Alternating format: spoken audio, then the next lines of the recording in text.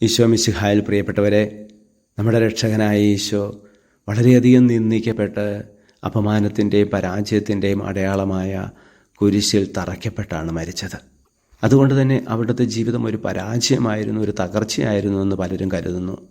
അങ്ങനെയുള്ള വ്യക്തിയെപ്പറ്റി, അങ്ങനെയുള്ള വ്യക്തിയുടെ ജീവിതത്തെപ്പറ്റി പ്രസംഗിക്കുക പലർക്കും ലജ്ജ തോന്നിയെന്ന് വരാം. എന്നാൽ വിശുദ്ധ പൗലോസ്ലീഹ പറയുന്നു, സുവിശേഷത്തെക്കുറിച്ച് അദ്ദേഹം ഒരിക്കലും ലജ്ജിക്കുന്നില്ല. കാരണം അതിൽ വിശ്വസിക്കുന്നവർക്ക് അത് രക്ഷയിലേക്ക് നയിക്കുന്ന വലിയൊരു ശക്തിയായി മാറുകയാണ്. സാധാരണ പുസ്തകങ്ങളിൽ ഉപദേശങ്ങളും നിർദ്ദേശങ്ങളുമുണ്ട്, അതൊക്കെ വായിക്കുമ്പോൾ നമുക്ക് പ്രചോദനം കിട്ടിയെന്ന് വരാം. പക്ഷേ ഇവിടെ വെറും ഒരു പ്രചോദനം കിട്ടുകയല്ല, വായിക്കുമ്പോൾ അത് ജീവനുള്ള വചനമായി മാറുകയാണ്.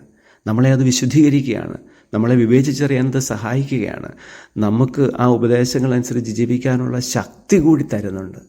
അതുകൊണ്ടാണ് എന്നും അരമണിക്കൂറെങ്കിലും സുവിശേഷം വായിക്കണമെന്ന് പറയുക. അങ്ങനെ വായിക്കുമ്പോൾ അത് നമ്മുടെ ജീവിതത്തെ നിയന്ത്രിക്കുന്നു, നമ്മളെ ശക്തിപ്പെടുത്തുന്നു, അതനുസരിച്ച് ജീവിക്കുവാനുള്ള കൃപ തന്ന് നമ്മളെ കാത്തുകൊള്ളുന്നു. എന്നും സുവിശേഷം വായിക്കാനും അതനുസരിച്ച് ജീവിക്കുന്നവരുമായി മാറാം. വെറുതെ വായിക്കുന്നവരും കേൾക്കുന്നവരുമായി പോഷന്മാരായി മാറാതെ ജീവിക്കുന്നവരായി മാറാം.